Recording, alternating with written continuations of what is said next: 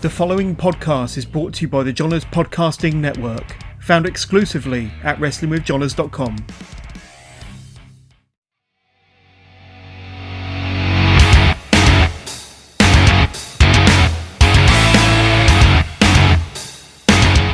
The following podcast is brought to you by the Johners Podcasting Network, found exclusively at WrestlingWithJohners.com.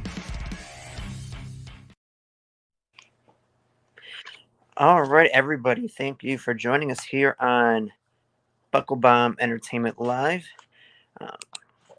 We've got a great show for you here before we get to AEW Dynamite tonight.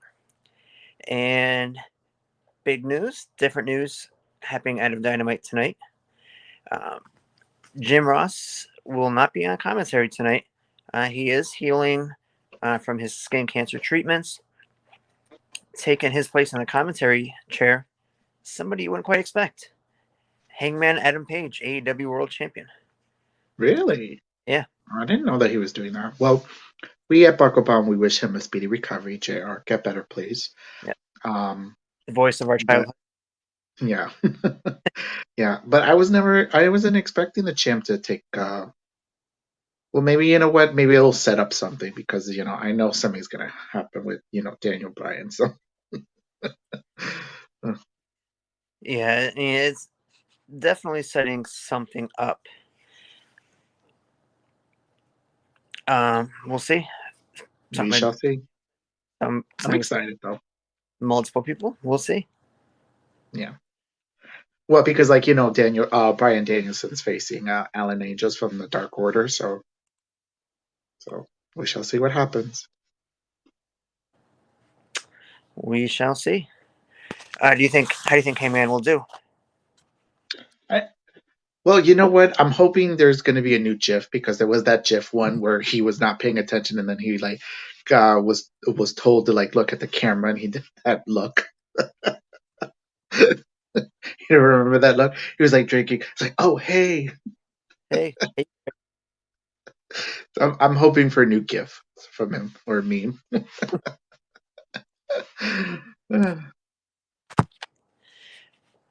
All right. So yeah, I think Hangman will do all right. It'll be definitely something different for him, but I see no issues. I think he'll do all right. Yes. Another big change, slightly, I guess, definitely a sad change. Big Swole's contract has not been renewed and is no longer with AEW. Well, they say that they parted ways, so I'm just wondering how many of those we're going to hear that. They agreed to part ways, because we're already now in the 3-year mark now because a lot of those people signed 3-year contracts. So if they haven't really established themselves, yeah. So, do you think the mutually agreed to part ways will be the new version of "We wish them luck on their future endeavors"? Do you think it's AEW's version? Yeah. Well, Tony Khan, what his thing is he's not going to fire somebody. Unless he'll have to fire somebody soon because I'm sorry, I don't care who you are. If somebody tries you, you're gonna fire them. So I'm just wondering who will be the first one that he actually fires. So, but I'm not hoping for that, but whatever. But maybe you count Jimmy Havoc as the first one to be fired.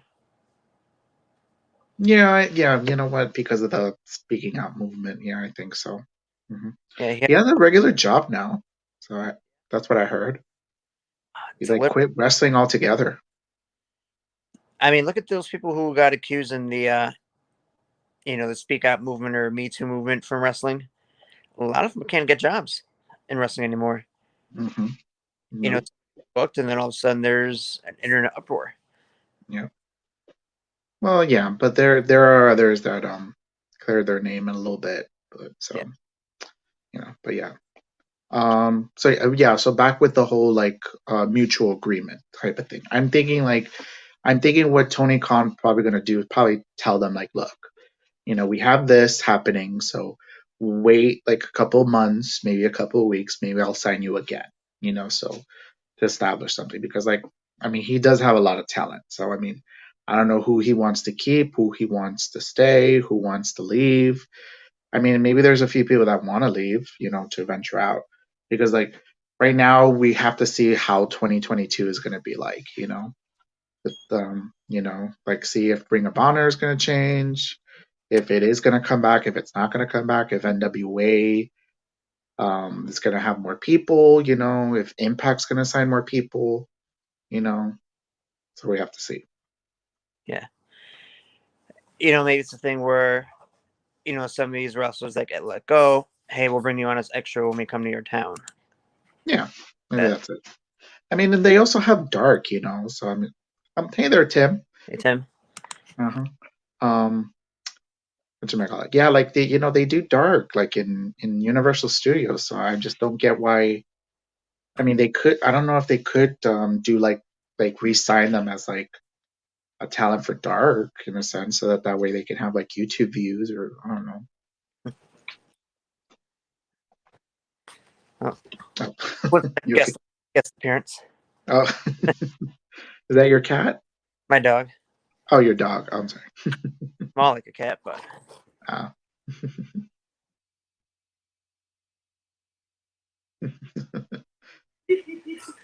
All right.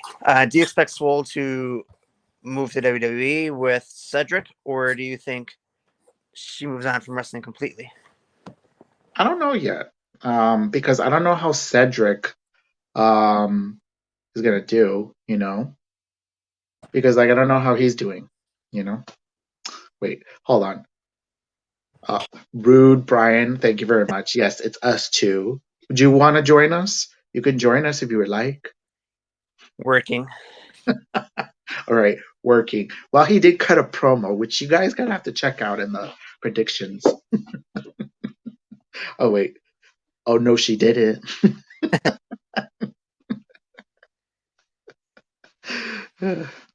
No, like I'm honestly like, because I don't know how Cedric is not really doing well in WWE. Honestly, I'm sorry.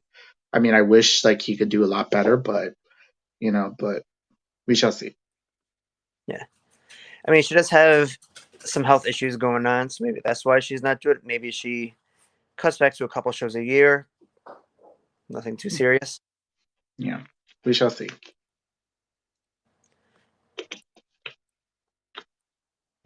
I think we got a guest. I mean, we don't have a guest. We have the host of the show. Come on, Orlando. I didn't even get a message. I didn't get a message because of COVID restrictions. I mean, fuck you, America. It's Wednesday night. You know what that means. It's chop shop time, baby. What have I missed? Oh, wait. Tim has a good question right here. Look, he says, what do you think of Sheeta's contract coming up?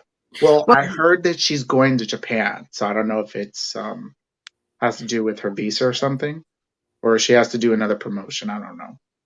Well, I think Hikaru Shida's contract's coming up. We had this morning that Big Swole is not renewing her contract with All Elite Wrestling. I think a lot of people are starting to think that this is the end of the first cycle with All Elite Wrestling. Is that some who are signed up at the very beginning, maybe not signed, that they've had their time in the sun to go and do other things. But like we said, that one of the main talking points the whole 2021 is the forbidden door being burnt to a crisp, and they can walk into GCW, they can walk into MLW or Impact Wrestling tomorrow and have be over because of that working relationship that they've been flawless at throughout the entire year. So I think I think genuinely she could be quite important. I think Japan might be an interesting destination for her, but don't be surprised if she doesn't stay in the US and go for Impact. I mean, we shall see what happens with Hikaru Shida. But what do you think Big Swole is going to end up? I don't think she'll end up in WWE because her husband's not doing well in WWE. So, I mean, you never know. Again, you can sort of spin the wheel, make the deal, and you like I said, there's so many other promotions you can list off: Ring of Honor, NWA, Women of Wrestling. There are so many that there could be a choice to do. But if the money's right, the time is right, then I think it'll be her decision which one she goes for. And I think in each promotion there are credible opportunities for her to get involved. Impact, we could see Big Swole against Mickey Even James. Tim says that. See, look at that. Tim says Impact. Yeah. Exactly. The Knockouts division since the turn of the millennium, since the company was born in 2002, the Impact's knockout division has been stellar. So for her to go from All Elite Wrestling to Impact and go to that division would not be a bad thing at all. I agree. Tim saying that if Lucha Underground was to make a comeback, I mean, What? Well, it's under MLW, so they're kind of doing a comeback there. So I mean, exactly. I mean, MLW really needs to get like a better like deal with a channel or something, because they do have talent there too. So you know, well, I think MLW would be stupid not to pick up on a few free agents that WWE will let go, namely oh no, yeah, I agree with you on that. Johnny Mundo to MLW as fast as they can ship him there. Yeah, but remember they are creating a women's division in MLW, so I haven't really heard anything yet there. So if they're smart, they'll try to get Maria Canales to run it. that would be smart. Yeah, Maria Canales to run that. Yeah, you know, I'm just like, okay, I pose this question for you guys. In 2022, do you see a brand new company from like a billionaire or millionaire starting up a freshly new company out of the blue? I maybe not in that aspect, but if Gresham can get a big investor to invest in him, maybe, because he's starting his own promotion next year. Yeah, I mean, it's going to be based off of Georgia, but if he's smart to like really start doing a lot of pay-per-view kind of deals, I mean, he'll probably get it like going, you know. I mean, you've got Southern Honor Wrestling down there in Georgia area, and they got some decent indie names there, so he'll probably pull from there. Okay. I mean, the thing is with about a major company coming forward next year is that because ever since the 1st of September 2018, when All In blew us away and reminded us how fantastic indie wrestling was, that becoming the birth of All Elite Wrestling behind Tony Khan, is that has created a monopoly where the best wrestlers in the world are either going to Titan Towers, they're either going down to Daly's Place and going to All Elite Wrestling, or they are going in between Impact, MLW, GCW, or even Japan.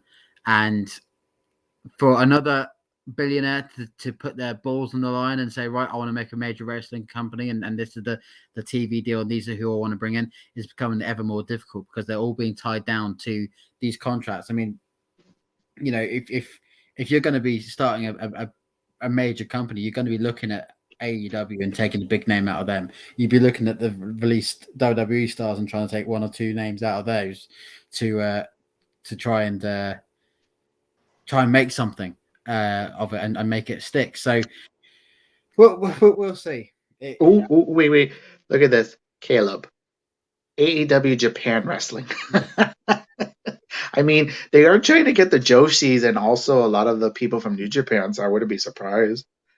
Ooh, that would be a nice little burn to NXT where Triple H wanted to do an NXT in Japan. Ooh. I mean, you've got hand side. I mean, they've obviously have some sort of in.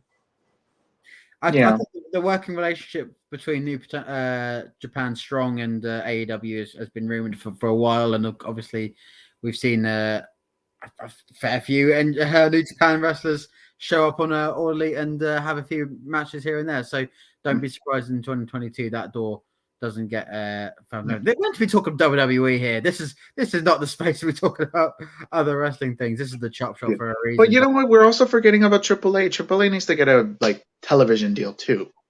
Like, I'm sorry, Lucha Libre has been around for decades, you know, and they need to start now that they're gonna have this AAA like tournament this coming weekend. You know, it'll be smart for them to try to get a TV deal or something. You know, just I don't know. We shall see what happens in the future. You know, I'm hoping good things happens in 2022. You know. So it was announced today as well. It's December 26th. They're doing a live event at Madison Square Garden, and they're going to have 2 cage matches on that show. They're going to Bianca Belair against Raw Women's Champion Becky Lynch in a steel cage, and also the triple threat of Kevin Owens, Seth Rollins, and Big E in a steel cage as well. Hmm. I'm just wondering, why isn't Becky Lynch now working live event circuit with Liv Morgan now that she's the number one contender? You know, I mean, because like now, like Bianca's doing, like she's having a feud with Piper. Shouldn't they just have like a singles match in the live event scene now? I don't know. I mean, like, one thing to note is that these Boxing Day matches, I'm calling it Boxing Day. Sorry, America. Is that is Boxing Day a thing in America? Is it? No, we still got boxing, yeah, but it's not It- popular anymore. It's not. No, but December 26th isn't called Boxing Day for you guys. It's acknowledged, it's talked about, but it's not celebrated here in America. Okay, right. Yeah. So Boxing Day it is. The importance of the 26th of December show, with day one literally being less than a week away from that, makes it all interesting. Obviously, December 26th shows has been important. NXT put on a great one a couple of years ago. I know, obviously, the history with the NWA putting on fantastic Christmas Eve and Boxing Day shows that, wrestling at around Christmas time, around the holiday period, can be so lucrative to the business. But 2 cage matches, Madison Square Garden, December 26th. I mean, that sounds like a jolly old good time to have after Christmas Day. I mean, being Madison Square Garden, you got to bring out the big guns.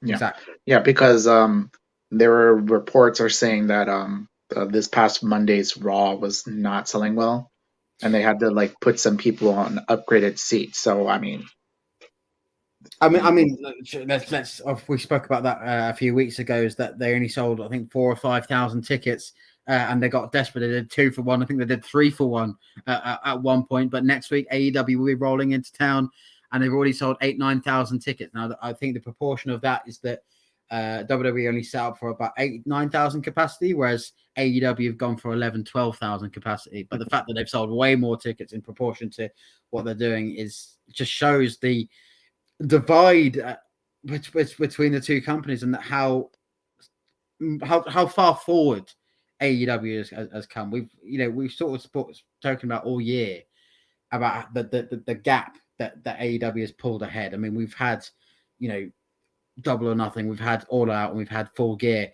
and they're constantly getting wider and wider and wider and wider. I know my Spotify Wrapped came out today, and Cult of Personality was number 2 because CM Punk came back to wrestling and All Elite Wrestling, and it just pushed it further, whereas WWE had just been going backwards with a golden egg. That's enough. I mean, they even had Vince McMahon on the screen, which is so with weird. Austin Theory. I know, it was so weird. I was like, that was so random. Like, I don't know, like, what he sees in Austin Theory. I mean, granted, look, he's a great talent. I mean, I loved him in The Way, but I don't see him as, like, the next big thing. I mean, I don't know if Vince sees him as the next big thing. I mean, what are they trying to do? Are they trying to make him the next Drew McIntyre circa 2010? Did everyone remember that storyline? No, because Gable Stevenson is yet to debut, so I'm thinking that he has to be their golden child or something, because like, Royal Rumble. you think in the Royal Rumble? Guaranteed Okay. he'll be in the Rumble. Oh, you know what? That would be a good debut, and if he was able to out wrestle everybody there, ooh. Orlando, if they have another round of cuts, they'll struggle to find 30 men to be in the Rumble match, let alone They'll be able to find a way. I mean, like for the women, I mean, they'll probably be using a lot of like NXT, like a lot of the NXT talent. Sorry, sorry. Hmm.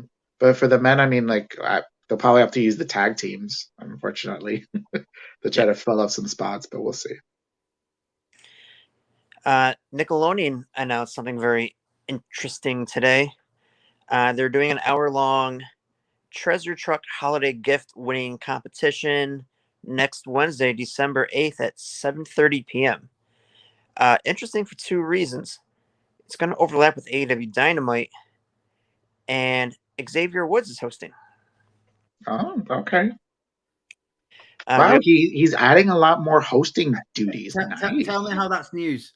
I need it. I've given you Boxing Day now. Give me how that's going to be important to the wrestling news. I need to be channeled down. I mean, well, you know what? Like, I'm thinking Xavier Woods is finding more opportunities elsewhere, so he's not.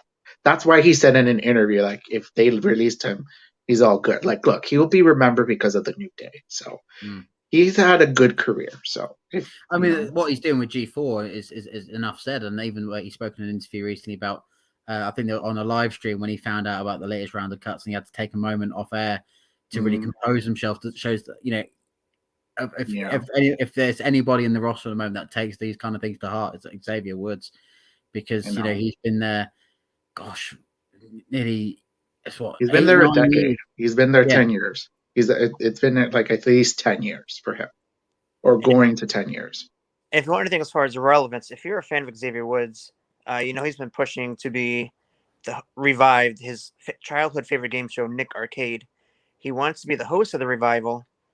Nickelodeon's giving him a shot here to host a different show, so we'll see what that may lead to.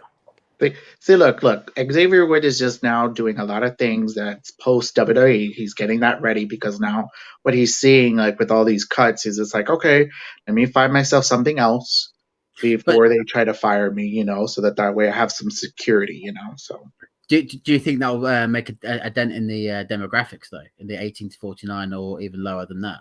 That's an interesting point. I think it's more for kids because I mean, like, who watches Nickelodeon now? I don't know. I'm sure graphic we'll be watching. I mean, but isn't Nickelodeon owned by Paramount, right? From Viacom? Yep. Yeah, okay. Yeah. Oh, look at that. See? They're trying to make a deal with Paramount. See, look at that. Like WWE, they know what they're doing, even though they're very shady at things. When it comes to certain business moves, they know what they're doing. What do we think of this? No. Obviously, the big rumor is that Kevin Steen is going to AEW now. Of course, no. That WWE Kevin Steen, Kyle O'Reilly, and Johnny Gargano are leaving WWE. I'm sorry. After what I saw from NXT, it looks like I would be utterly shocked if Johnny Gargano resigns and he debuts in the Royal Rumble. I would be utterly shocked that they found a way to keep him. You know, let's put that to one side for 1 second. Kevin Steen, Kevin Owens, in the title match on New Year's Day. No, he's gone. Is this going to be a send off a la to Daniel Bryan at WrestleMania? Well, no, because I think he's not done until January, so maybe he could have one more match at the Rumble, and maybe that will be his goodbye. You know, when's Revolution? It's on the 1st of Revolution. That's in February, right? Yeah. So how many days are there between the Royal Rumble? Well, remember, he's not resigning, so he can debut anytime after. Wouldn't have 30-day no compete. So exactly. So yeah, so he could easily debut on that Wednesday of Dynamite after the Royal Rumble. Here's what's going to happen. Somehow Kevin Owens is going to screw Seth Rollins on day 1 pay-per-view. It's going to be Seth Rollins versus Kevin Owens at the Royal Rumble. I quit. Leaves WWE. Yeah. Oh, look. Hector says it right here. March 6th. So that's when Revolution. I mean, come on. Look, right now, Kyle O'Reilly, I think he's going to be done. He's doing his last takeover, and he'll be done. So is Johnny Gargano. So we'll see what happens. I mean, I'd be utterly shocked if both of them sign. I mean, I could see Johnny Gargano more because, like, with the whole Wade gimmick, that's such a Vince type of character. He loves comedy. So I could see Vince maybe wanting to keep that type of gimmick, you know? The thing is with Johnny Gargano and about him sort of trying to leave the company is that you can't have one without the other. And I think if Gargano was to leave, Ciampa has to go with him because Ciampa, what he's doing in NXT, as much as he's carrying the whole company on his back, and I'm sure he's taken enough bumps to feel that pain, is that DIY will always be in their blood. DIY were the dominant tag team of the golden era of NXT. So if I was Tony Khan or Don Callis for Impact Wrestling, I'd be looking at one and going, here's an extra 30, 45, $50 million, whatever it takes. Tommaso, fancy coming in and join him. Imagine the pop DIY debut. DIY versus FTR. AEW Dynamite. Oh yeah. Yeah. But I mean, like honestly, for Ciampa, I don't know if maybe he's ready to retire or maybe just ready to hang up. Because I honestly I don't think he wants to work I don't know if he wants to work indie dates. I don't know. That's his prerogative. But I'm thinking because he's such like his neck and everything, I'm thinking maybe he's just ready to finish it up. You know. Mm-hmm. Yeah. And plus, I think he's still signed until like the end of 2022. I don't know if he re-signed or something. I don't know. We shall see. Mm-hmm. But I know I could see Kevin Owens now, Kevin Steen debut in AEW. Probably the following Dynamite, or they'll wait off until Revolution, AEW Revolution, to make him debut. Kyle O'Reilly's leaving because they already have something already prepared for AEW because the Undisputed Era is going to be all elite. Watch. Like all the tease that they're doing, the teases that they're doing on the show. Blood and Guts 2022 Click Events Undisputed Era. Imagine. Yeah. Oh. The only one that can't join will be Roderick Strong because he just resigned, unless they fire him. I don't know, but Wait, who knows? Yeah, you never know. So, I mean, but you know what? He's in a good position right now. He's in a nice little stable. I mean, like but I know that what's the tag team name? They're everybody really likes that tag team. I mean, they're good, honestly. They give me it's like a Team Angle. Remember Team Angle back in the Ruthless Aggression era? They give me that vibe. Mm-hmm. Charlie Haas and Shelton Benjamin. I was just catching up on season 2 of Ruthless Aggression, and the Diamond Mine. That's the stable. Yeah, I think. Yeah, I know, but they're like the Creed brothers. That's their name. Thank you. That's the name. Now I got it in my head. The Creed brothers. Yes. Mm-hmm. Yes. So we had Hector. I do watch WWE. I don't know what you're watching. Fool. Anyways. We had 2 returns this Monday night on Raw. Edge returned. Actually, 3 returns, you could argue. Miz and Maurice also returned. Yep. Yeah, everyone's talking about that Edge Miz promo. Also, Liv and Becky's promo too. Apparently, the references made to the released superstars of My Friends Are No Longer Around, and all the other people you faced are now fired. That has not gone down well backstage. Whilst others have praised it for it's essentially a response to MJF against CM Punk last week. Let's face it, that promo segment, those 18 minutes were sensational television that only Maxwell Jacob Friedman and Chick Magnet Punk could bring into this world, and they absolutely blew it out of the water. So for WWE to write those kind of lines, it is reactionary, but even so, for Vince to approve that, I mean, it was shocking. Hector saying WWE cut Liv Morgan line out. Me, I didn't like both promos discussing about the firings. I'm sorry, for Edge and Miz, both they have respect for Vince. They could have just said to him, "No, I don't want to say this line." Like, no, it makes it tacky and it makes them look bad. I'm sorry. Like I didn't mind Edge saying the fact like, oh, you have people that you live in rent free in people's minds. I didn't mind that because that is true. Regardless of how everybody says, the Miz worked his ass off to be where he is. Exactly. And you know what? MJF should not take that as an insult. Okay, regardless of how he feels, if he wants to be the Miz in a sense, like he should be at least accepting of that. And CM Punk still has an issue with The Miz. Why? Because he main evented WrestleMania? I'm sorry. But that's just, that's on him, I don't think it's the issue with him. I think it's the issue with Dwayne. because the fact that No. I mean, I get it. He has an issue with the process, which Yeah. I understand that, and that's why the Miz had little issue with CM Punk because, they were friends, and then then he turned on him. It's like, come on, you know. Fans of Broken Skull Sessions. The new episode has been announced December 19th.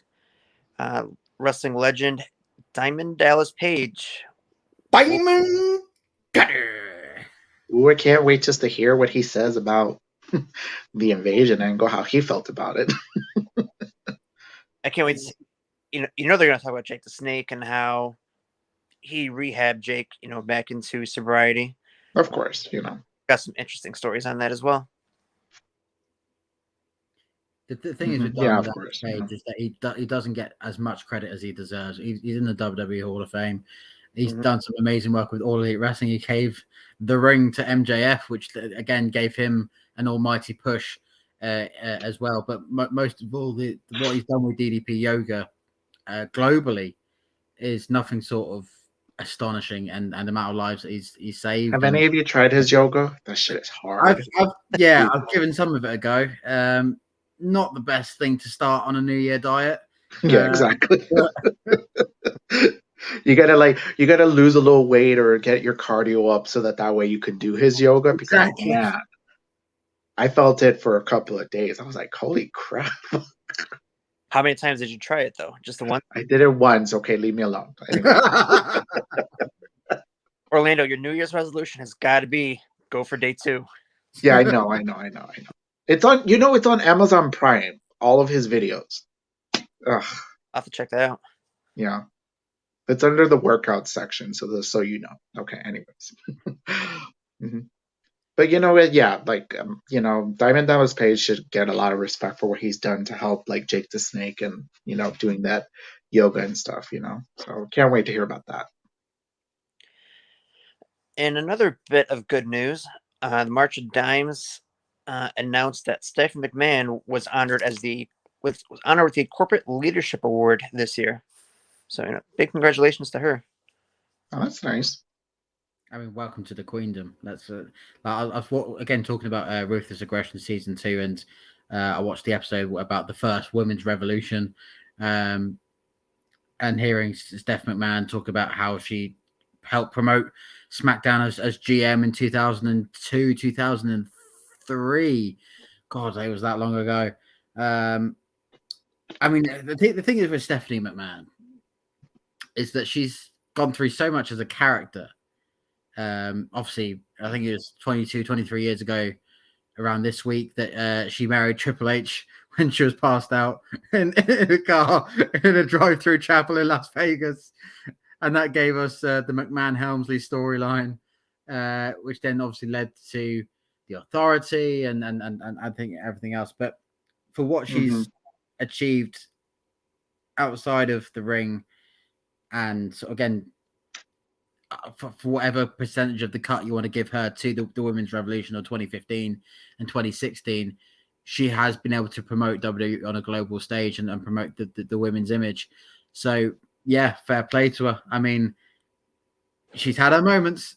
She's had a street fight. She's had an I Quit match with her dad where he got bludgeoned with a pole.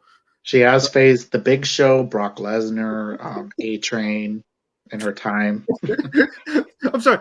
You just he said the Brock Lesnar, Big Show, A-Train. Yeah, let's talk about A-Train for a minute. Yeah.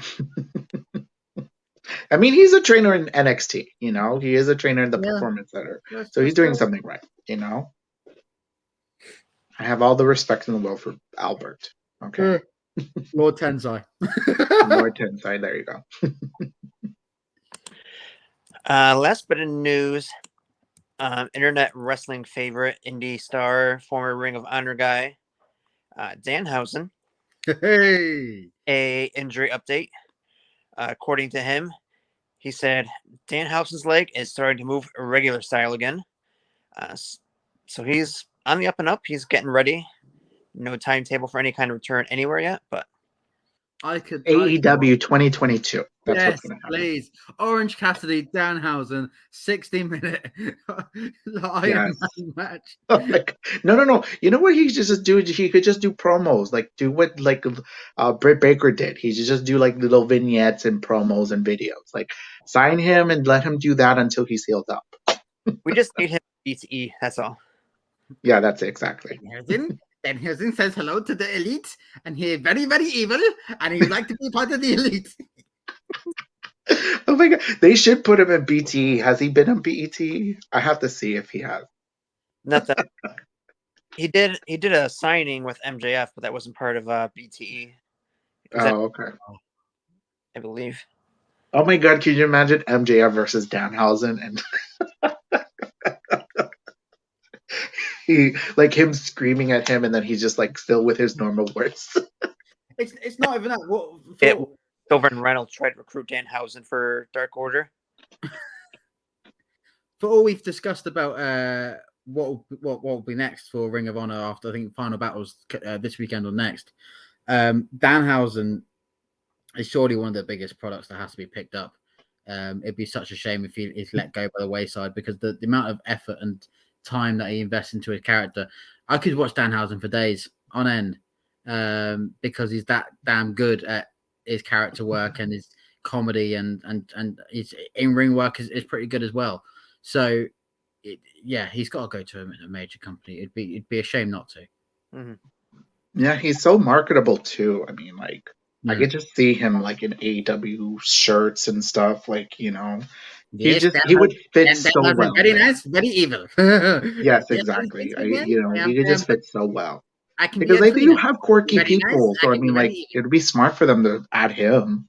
Yeah, agree. Mm-hmm. Yeah. So we'll just have to wait and see. I'm saying Danhausen All Elite 2022. All right, so as we gear up and get ready for Dynamite tonight in about 20 minutes, couple Bucklebomb announcements to go through here. Be on the lookout. As you can see, I'm wearing. Oh. You can see I'm wearing a Green Lantern shirt. Bucklebomb will be coming out with some comic book style related entertainment. That'll be headed up by Brian. So look up for that soon. Whoop whoop. Also, the announcement was made on our page, Twitter, and group yesterday. We are teaming up with Zabadis, streaming online. We've had him on a few times, Vinny Ratlock. You can just throw some videos together over the next couple months. We've all seen these videos. We're going to try this food so you don't have to. That's new. Tell you what it's like. It'll be entertaining, to say the least. There'll be some shenanigans if you know Vinny. If it's anything like your one chip challenge, I think you're our guinea pig, Sarah. So Yes. We just have to wait and see. Coming out, so be on the lookout for our first episode of that within the next 2 weeks or so. Yes, exciting stuff. So that will do it for us here today. Unless you guys got anything else. Don't forget about our watch along. We're gonna do watch along of War Games this weekend. That'll be on Twitch. You won't find it on our Facebook page. So it's going to be on Twitch. It's free to sign up for Twitch and watch us.